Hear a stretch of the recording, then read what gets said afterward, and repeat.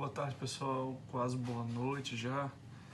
Espero que todos estejam bem, estejam em casa, fazendo com que esse período seja um dos mais produtivos da vida de vocês, em termos, sejam profissionais, sejam de crescimento emocional, social, etc.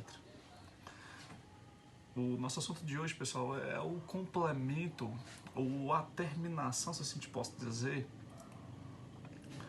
de um assunto que a gente vem vendo desde o início do ano, que é verbos modais, tá bom? Então,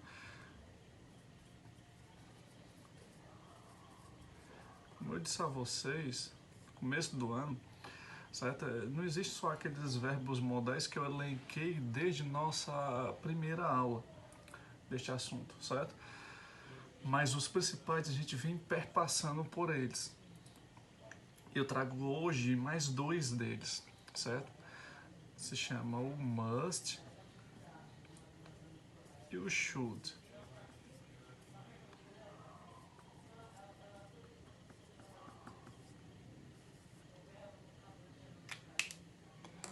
Verbos modais, o must e o should. Vamos nessa então? Vamos lá?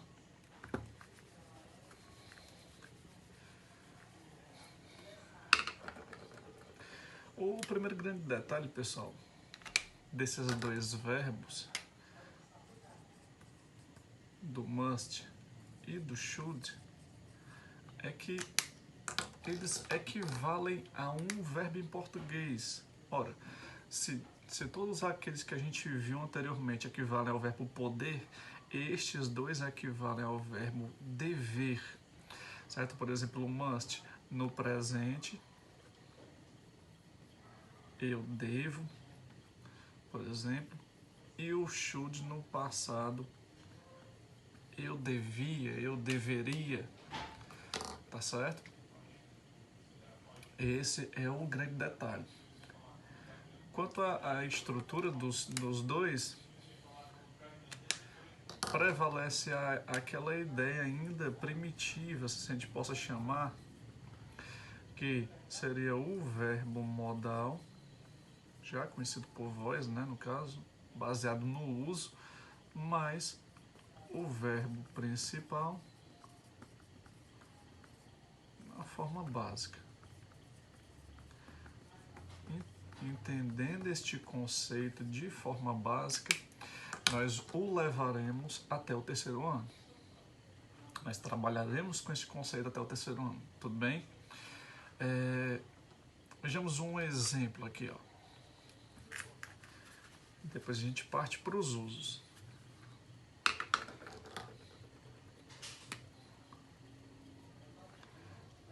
Ó, o exemplo. You must study more. Você deve estudar mais. Você deve estudar mais. Então aqui está a presença do verbo must, presente, equivalente ao verbo dever, etc. Um exemplo com o should. We should pay more attention. Nós deveríamos prestar mais atenção, certo? Presença do should na frase. Tranquilo, pessoal? Temos um detalhe. Aquela história do acréscimo do not, ela continua valendo aqui, ou seja, se eu quisesse, por exemplo, transformar, entendendo que ambas as frases aqui estão na afirmativa, se eu quisesse transformá-las para negativa, bastaria que eu acrescentasse not aqui após os verbos modais. A contração de must e not fica musted, e a contração de should e not fica shouldn't. Tudo bem? Certo? Basta acrescentar N, apóstrofe e T. Vamos aos usos, que é um outro ponto fortíssimo de questões de prova. E aqui eu vou passar um bizu para vocês sobre um outro verbo que ele não é modal, mas que ele dá essa ideia também do verbo dever. Vamos lá.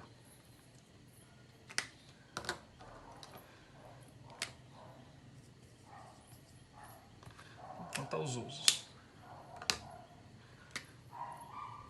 Primeiro, should, logo. Este aqui, pessoal, ele praticamente só tem um uso só. O uso aqui é quando você quer dar uma sugestão. Ora, você quer dar uma sugestão, é praticamente como se fosse um conselho. Só que entenda, aqui a situação é que você realmente deseja que aquela pessoa fizesse. Como foi o caso do exemplo anterior que a gente acabou de fazer. Nós deveríamos prestar mais atenção na aula. Por quê? Isso é benéfico para a gente. Tá certo? Então, a sugestão é esse o caso. Então, should, sugestão. Eu vou colocar aqui uma observação, tá? E caso apareça ou não, fica tranquilo. Mas a observação é a seguinte: geralmente, antecedendo o should, ou seja, antes dele, pode aparecer estas expressões aqui, ó. I think, ou seja, eu acho, eu penso, ou eu não acho. I don't think. Certo? Eu acho ou eu não acho, eu penso ou eu não penso. Tranquilo, certo? Ficaria como se fosse assim: eu acho que nós deveríamos prestar mais atenção. Essa é a sugestão. Tudo bem, pessoal? Então, este é o único uso que nós veremos sobre o should. Colocando outro exemplo. Ó, veja. I think you should stay at home. Veja que a expressãozinha eu coloquei, uma observação similar a essa. Tranquilo? Veja que o should, eu penso, eu acho que você deveria ficar em casa. É uma sugestão, é um conselho. Você pode ou não acatar, você pode ou não obedecer. Certo? Tranquilo, pessoal? Este foi o should. Quanto ao must, nós temos aqui dois usos dele. E nós temos a presença de dois outros verbos modais aqui nesses casos. Tá bom? Então, must. O primeiro deles, pessoal, talvez o principal, é a questão da obrigatoriedade. Ou compulsoriedade. Certo? A obrigatoriedade e a proibição. Ora, você que é inteligente, que eu sei, entendendo que a obrigatoriedade é aquilo que você deve fazer, então você vai usar must. E na obrigação, aquilo que você não deve fazer, você vai usar must, not ou musted. Certo? É o caso, por exemplo, de uma lei. Ora, vejamos aqui o exemplo. Certo? É o caso, por exemplo, de uma lei. You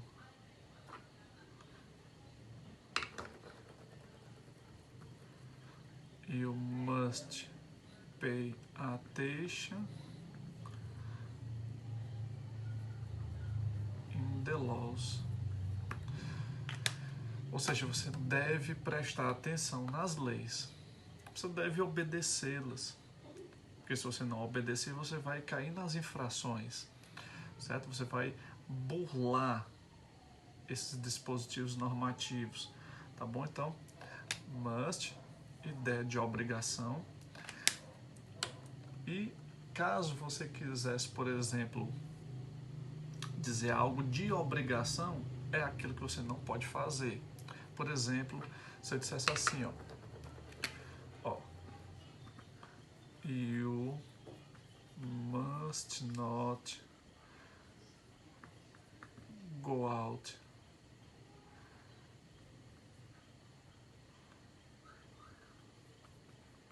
during this period. Ou seja, você não deve sair durante este período, tá bom? Essa é a ideia de obrigação,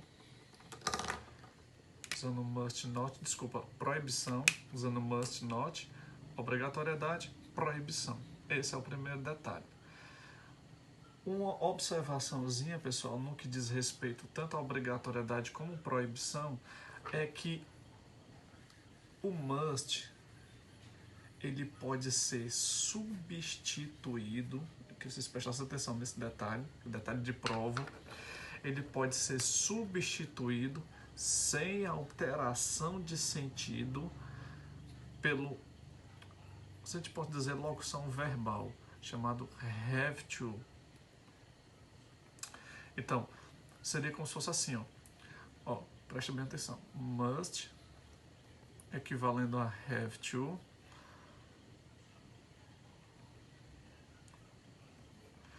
e must not, equivalendo a don't have to. Quer dizer então, professor, que aqui eu poderia muito tranquilamente substituir este must aqui por have to. Seria you have to pay attention in the laws. Exatamente. Certo? E aqui você poderia também tranquilamente trocar por don't have to. Certo? Tudo bem, pessoal? Tranquilo? Ficando só atento àquele detalhezinho que você pode ter have to ou has to. Tá bom, pessoal? Have to ou has to, a depender da pessoa. Certo? Por exemplo, esse daqui você só vai usar quando você estiver na presença de he, she ou it. No mais, você não, nas demais pessoas você vai usar have to, certo? Mas acontece tranquilo. Esse é o primeiro detalhe que eu gostaria se você tivesse prestado atenção.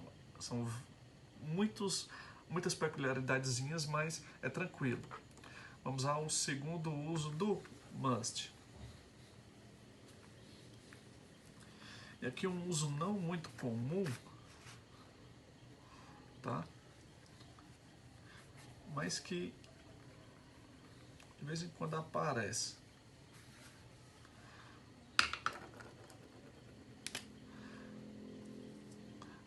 É o sentido, pessoal, de você ter certeza. Aqui a ideia aqui é probabilidade. Essa certeza ela pode ser afirmativa ou negativa. Quando ela for uma certeza afirmativa, certo? Você vai usar must. Quando ela for uma certeza negativa, você vai usar, aí aqui é o detalhe, can't. Ah, professor, quer dizer então que isso aí é o outro verbo modal que se relaciona com must. Exatamente. Certo? E como é essa certeza? Ora, quando você tem certeza de que algo acontece ou que determinada coisa é realmente assim. Certo? Se ela for algo afirmativo, usa must, se for algo negativo, usa can't. Vamos ver dois exemplos, um de cada, relacionados a isso. Vamos lá. Ó. Veja, ó. Primeiro detalhe, ó. Primeiro exemplo. Certo?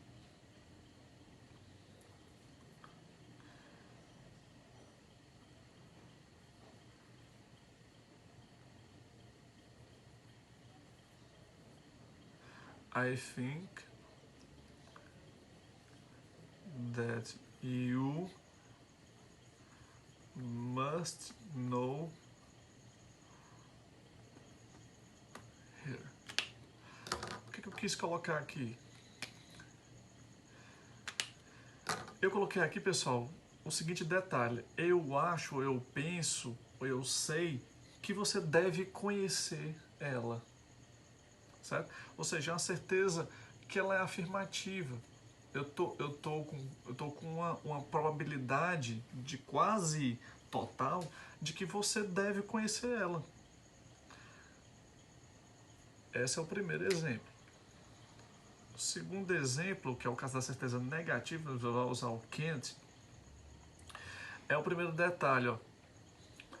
Ó, veja, como se eu dissesse assim, ó. Eu o vi hoje, aqui em casa. Ele não pode estar perdido, ele não pode ter saído, certo? Então, ó, ele não pode estar perdido. Veja, ó, he can't be lost. Olha aqui o detalhe, ó. Can't. Ele não pode estar perdido. É uma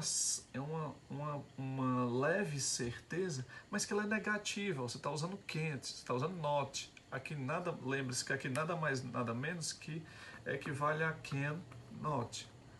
Você está usando not, então é uma certeza negativa. Então, afirmativa, must, negativa, can't. Tudo bem, pessoal? Tranquilo? Desde já um forte abraço e até mais.